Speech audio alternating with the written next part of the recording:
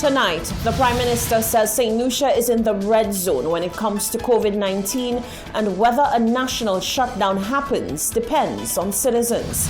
Following news of the UK COVID-19 variant on Ireland, Dr. Ernest Hilaire takes the government to task for not putting citizens first. And former Gender Relations Minister Alvina Reynolds reacts to the killing of a young woman. This is the Hot 7 Nightly News with Lovelace and Amy Joseph. Good night. It is Tuesday, the 26th of January, 2021. Welcome to the Hot 7 TV Nightly News. I'm Lovely St. Amy Joseph. Thank you for joining us. Prime Minister Alan Chastanet has made yet another plea to citizens to adhere to COVID-19 protocols, indicating that the future of St. Lucia's economy is in their hands. He makes it clear that the country is currently in the red zone and cautioned that people cannot afford to let their guards down. He also made it clear that contrary to widespread rumors, there is no shutdown planned for this week. He says candidly that the country simply cannot afford this. Given the numbers that we currently have, we're in a red zone. We need to understand that we are on alert. And it's very easy for these numbers to multiply. The moment we let our guard down, every single time that we've let our guard down, the numbers multiply. But today the numbers are higher than they've ever been before. And so the threat is greater than it's ever been before. But we must coexist with COVID. We cannot shut the country down entirely. He says citizens must do the right things all the time, meaning strict adherence to COVID-19 protocols. We all have to hold each other accountable. We have to, in essence, be each other's brother's keeper. Not only in taking care of each other, but also demanding that we all adhere to the protocols. So St. Lucia, the decision as to whether we have to shut down the country is ours.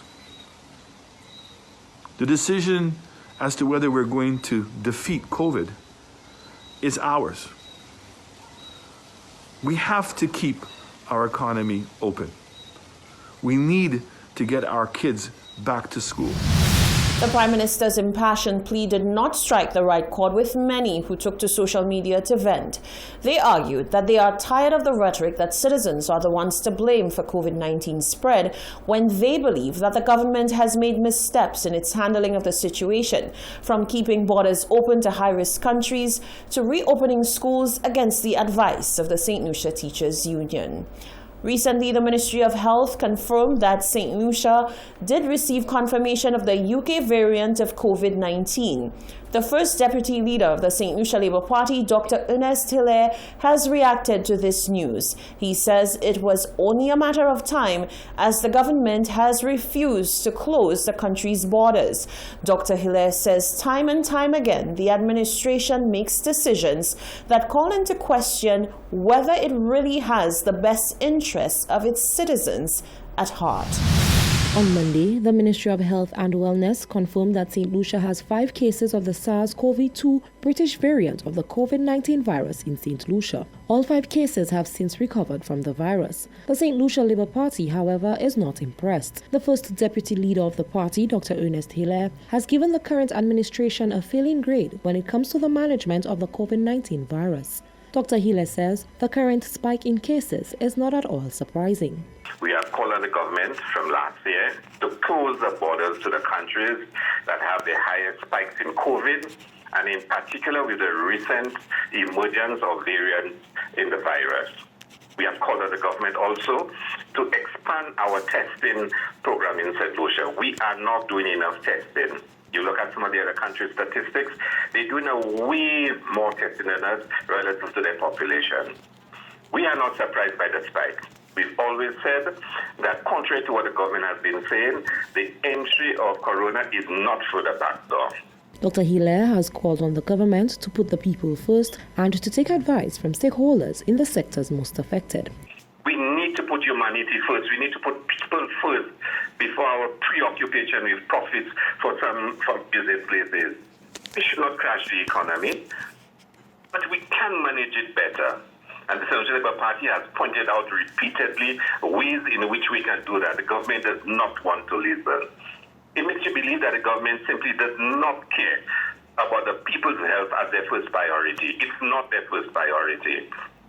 And yesterday's news was very, very disturbing to all St. Lucians because it has brought to the fore our worst fears that the UK variant is here. It was brought in by the people we always said were the ones bringing it in, and it is now spreading in our communities. What are we going to do about it? He says the government needs to take decisive action before it is too late. He calls for the administration to own up to its mistakes and concede that they have failed to represent and take care of the needs of the people of St. Lucia. Reporting for Hot 7 News, I am Genevieve Gonzalez. The Ministry of Health and Wellness informs the general public that the management of patients with respiratory symptoms, including sample collection for COVID-19, is allowed both within the public and private sector. Within the public healthcare system, individuals requiring tests can go to any of the 5 community respiratory clinics. Chief Medical Officer Dr. Sharon Belmar George says currently the VG Sports Complex in Castries is also available as a temporary mobile testing site until Friday, the 29th of January. People needing treatment also have the option of seeking this through their private physicians. The Ministry of Health has not prohibited private physicians from providing this service to their patients. Private physicians can facilitate swabbing for COVID-19 PCR testing. As obtained within the public sector, tests done by private physicians are free to all St. Lucia nationals except for travel purposes, where a fee of US $100 is applied. The Ministry of Health also reminds everyone who has been tested for COVID-19, whether within the public or private sector, that they must remain in home quarantine until their test result is given. Both negative and positive results must be communicated via telephone by a healthcare provider. This means the individual must not go to work or school, not be involved in any social gathering, and not go out into public to conduct business. Anyone awaiting results must remain within a dedicated space in the home, which is separate from other family members. There should be no visitors to the individual while in quarantine. Test results must be received before resuming normal activity, and no individual can discharge himself from quarantine. Also, persons with respiratory symptoms should not be going out in public to work, to school, or take part in any activities. That was Chief Medical Officer Dr. Sharon Belmar George. Stay with us. Still to come, Saturday's discovery of a woman's body dredges up painful memories for the sister of murdered teen Giselle Georges. The Teachers Union calls for education officials to reassess the current COVID situation and their education plan.